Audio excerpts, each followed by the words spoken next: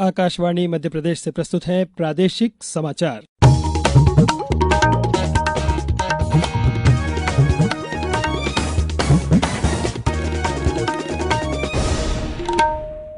नमस्कार, समाचारों के साथ मैं नवनीत चौबे। सबसे पहले इस बुलेटिन के मुख्य समाचार। प्रधानमंत्री नरेंद्र मोदी कल नई दिल्ली से 62,000 करोड़ की युवा केंद्रित योजनाओं का करेंगे शुभारंभ। मुख्यमंत्री डॉक्टर मोहन यादव ने आज आपदा प्रभावित किसानों के खातों में राहत राशि अंतरित की। मुख्यमंत्री ने खंडवा हादसे के मृतकों के परिजनों से की मुलाकात, परिजनों को 4-4 लाख रुपए देने की घोषणा। और प्रदेश में अगले 48 घंटे तक भारी बारिश का अलर्ट, 17 जिलों में मूसलाधार बारिश का अनुमान। अब समाचार विस्तार से। प्रधानमंत्री नरेंद्र मोदी कल नई दिल्ली से 62,000 करोड़ रुपए से अधिक लागत वाली विभिन्न युवा केंद्रित पहलों का शुभारंभ करेंगे। युवाओं के कौशल विकास की एक ऐतिहासिक पहल के तहत प्रधानमंत्री देश भर के 1,000 सरकारी ITI संस्थानों के उन्नयन हेतु PM सेतु का शुभारंभ करेंगे। श्री मोदी बिहार की पुनर्गठित मुख्यमंत्री निश्चय स्वयं सहायता भत्ता योजना का भी शुभारंभ करेंगे, जिसके तहत 5 लाख स्नातकों को 2 वर्ष तक 1,000 रुपए का मासिक भत्ता प्रदान किया जाएगा। मुख्यमंत्री डॉक्टर मोहन यादव ने कहा है कि किसानों की सेवा ही भगवान की सेवा है और उनकी मुस्कान ही हमारी असली दीपावली है। आज भोपाल से उन्होंने प्रदेश के 13 जिलों के 8,84,000 किसानों को 653 करोड़ रुपए की राहत राशि सिंगल क्लिक से खातों में अंतरित की। इसमें बाढ़ प्रभावित किसानों को 331 करोड़ और सोयाबीन की फसल में पीला मोज़ेक से प्रभावित किसानों को 322 करोड़ रुपए का मुआवजा मिला। मुख्यमंत्री ने कहा कि सरकार किसानों के साथ हर संकट की घड़ी में खड़ी है और कोई भी किसान नुकसान में नहीं रहेगा। उन्होंने बताया कि सोयाबीन उत्पादकों के लिए भावांतर योजना शुरू की गई है, जिसके तहत यदि फसल MSP से कम मूल्य पर बिकेगी तो राशि का अंतर 15 दिनों के भीतर किसानों के खातों में पहुंचा दिया जाएगा। केंद्रीय गृह एवं सहकारिता मंत्री अमित शाह ने कहा है कि देश के डेयरी क्षेत्र में पिछले 11 वर्षों में 70% वृद्धि हुई है। उन्होंने आज हरियाणा के रोहतक में साबर डेयरी के नवनिर्मित संयंत्र का उद्घाटन किया। इस दौरान उन्होंने आम सभा को भी संबोधित किया।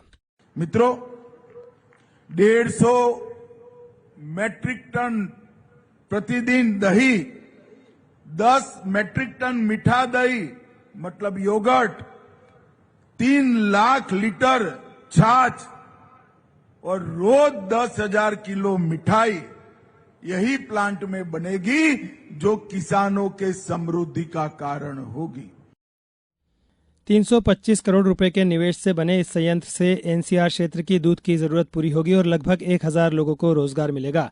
मंत्री अमित शाह ने सहकारिता को मजबूत करने और किसानों के लाभ पर भी जोर दिया। प्रदेश में स्वस्थ नारी सशक्त परिवार अभियान के तहत अब तक 1 करोड़ 26 लाख से अधिक स्क्रीनिंग की गई है। इनमें 27 लाख से ज्यादा महिलाओं की हीमोग्लोबिन जांच, 9 लाख कैंसर स्क्रीनिंग और 43,000 से अधिक रक्तदान शामिल है। अभियान का शुभारंभ प्रधानमंत्री नरेंद्र मोदी ने 17 सितंबर को धार जिले से किया था। इसका उद्देश्य महिलाओं और किशोरियों के स्वास्थ्य व पोषण में सुधार करना है। प्रधानमंत्री नरेंद्र मोदी के मन की बात कार्यक्रम ने आज अपने 11 वर्ष पूरे कर लिए हैं। मन की बात का पहला संस्करण 3 अक्टूबर 2014 को विजयदशमी के अवसर पर प्रसारित किया गया था। हाल ही में प्रधानमंत्री नरेंद्र मोदी ने इस कार्यक्रम के 126वें संस्करण में राष्ट्र को संबोधित किया है। अब समाचारों में वक्त है ब्रेक का। ये समाचार आप आकाशवाणी मध्य प्रदेश से सुन रहे हैं। ये समाचार बुलेटिन YouTube पर Madhya Pradesh news all India radio channel पर और Facebook के साथ ही X प्लेटफॉर्म पर AIR न्यूज भोपाल पेज पर सुने जा सकते हैं। इसके अलावा आप हमारी वेबसाइट newsonair.gov.in पर या न्यूज ऑन AIR ऐप पर भी समाचार सुन सकते हैं। मुख्यमंत्री डॉक्टर मोहन यादव ने आज भोपाल में भगवान श्री राम वन पथ गमन और भगवान श्री राम राजा लोक ओरछा प्रोजेक्ट की समीक्षा की। उन्होंने दोनों परियोजनाओं को समय सीमा में पूरा करने के निर्देश दिए। प्रधानमंत्री नरेंद्र मोदी द्वारा घोषित GST बचत उत्सव, जो पिछले महीने 22 सितंबर से शुरू हुआ, समाज के सभी वर्गों को लाभ पहुंचा रहा है। इस अभियान के तहत छोटी कारों और 350 सीसी तक के 2 पहिया वाहनों पर कर दरों में महत्वपूर्ण कटौती की गई है। सरकार ने छोटी कारों पर GST दर 28% से घटाकर 18% कर दी है, जिससे मध्यम वर्गीय परिवारों पर आर्थिक बोझ कम होगा और छोटे शहरों तथा कस्बों में वाहन बिक्री को बढ़ावा मिलेगा। इसी तरह 2 पहिया वाहनों पर भी GST दर 18% कर दी गई है, जो पहले 28% थी। जीएसटी कटौती से ग्राहकों में उमंग बढ़ी है और त्योहारों के समय यह ऑफर ग्राहकों के लिए विशेष रूप से लाभकारी साबित हो रहा है। उन्होंने बताया कि जो ग्राहक पहले वाहन लेने में संकोच कर रहे थे, अब वे खरीदारी के लिए बाजार में आ रहे हैं। विशेषज्ञों का मानना है कि इस कदम से न केवल उपभोक्ताओं को राहत मिलेगी, बल्कि विनिर्माण, बिक्री और संबंधित क्षेत्रों में रोजगार के अवसर भी बढ़ेंगे। नए जीएसटी सुधारों से देश की अर्थव्यवस्था पर सकारात्मक प्रभाव पड़ने की संभावना है। खंडवा जिले में कल दुर्गा प्रतिमा विसर्जन के दौरान ट्रैक्टर ट्रॉली तालाब में गिरने से 11 लोगों की मौत हो गई। मृतकों की उम्र 9 से 25 वर्ष के बीच थी। आज सभी का अंतिम संस्कार किया गया। प्रधानमंत्री नरेंद्र मोदी ने हादसे पर शोक व्यक्त करते हुए मृतकों के परिजनों को 2-2 लाख रुपए और घायलों को 50-50 हजार रुपए की अनुग्रह राशि देने की घोषणा की है। मुख्यमंत्री डॉक्टर मोहन यादव ने परिजनों से मुलाकात कर संवेदना व्यक्त की। दुख की घड़ी में मैं सबके साथ हूँ। हमारी सरकार के माध्यम से हमने जो हो सकता था वो सब किया है। उसके बावजूद भी जो काल कवलित हुए किसी कारण से, जिनने शरीर छोड़ा, उनको जो सरकार की योजना है हमारे भाव से हमने सबको मदद करने के लिए 4-4 लाख रुपए तक के लिए जितने घायल हैं, उन घायल जो गंभीर घायल उनको 1-1 लाख रुपया, जो कम घायल उनको 50-50 हजार रुपया, और जिनने इस पूरी घटना में तत्परता से बचाने का काम किया, ऐसे सभी लोगों को 26 जनवरी को पुरस्कृत भी करेंगे। और बचाने वाले सभी लोगों के लिए जिन मदद जिनने करी है, उनको 51 हजार रुपया बचाने वाले को भी करेंगे।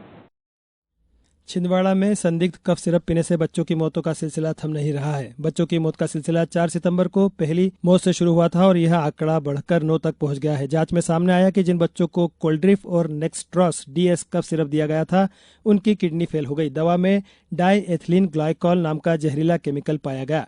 प्रशासन ने शुरुआती जांच के आधार पर दोनों सिरप की बिक्री पर रोक लगा दी है। फिलहाल ड्रग इंस्पेक्टर टीम जांच कर रही है और संदिग्ध सिरप की विस्तृत रिपोर्ट का इंतजार है। इसी बीच केंद्रीय स्वास्थ्य मंत्रालय ने एडवाइजरी जारी करते हुए कहा कि 2 वर्ष तक के बच्चों को खांसी एवं जुकाम की दवा न दी जाए।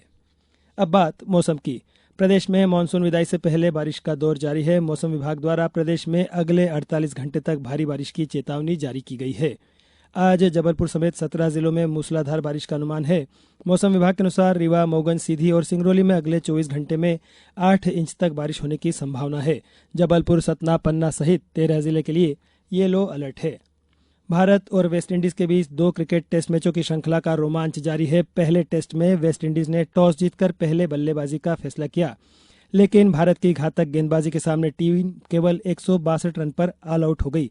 इसके जवाब में भारत ने दूसरे दिन खेल खत्म होने तक 5 विकेट खोकर 448 रन बना लिए। टीम इंडिया की बढ़त इस तरह 286 रन की हो गई है। केएल राहुल ने शतकीय पारी खेली, ध्रुव जुरैल ने 125 रन बनाए और Ravindra Jadeja not out 104 run पर खेल रहे हैं। कुछ समाचार संक्षेप में। अनूपपुर में उपार्जन के लिए किसानों का ऑनलाइन पंजीयन 10 अक्टूबर तक किया जाएगा। जिले में 23 धान खरीदी केंद्रों में किसानों का पंजीयन किया जा रहा है। शिवपुरी जिले में प्रधानमंत्री फसल बीमा योजना अंतर्गत जिले की प्रत्येक ग्राम पंचायत स्तर पर शिविरों का आयोजन कर बीमित कृषकों को फसल बीमा पॉलिसी का वितरण 1 अक्टूबर से 31 अक्टूबर 2025 तक किया जाएगा। रेलवे बोर्ड की ओर से जबलपुर में भी स्वच्छता पखवाड़ा 2025 अभियान के तहत 5 अक्टूबर तक विभिन्न कार्यक्रम किए जा रहे हैं। और मीराबाई चानू ने नॉर्वे के फोर्ड में चल रही विश्व भारोत्तोलन चैंपियनशिप में 48 किलोग्राम वर्ग में रजत पदक जीता। इस बुलेटिन में बस इतना ही। अगला बुलेटिन सुबह 7:10 पर। नमस्कार।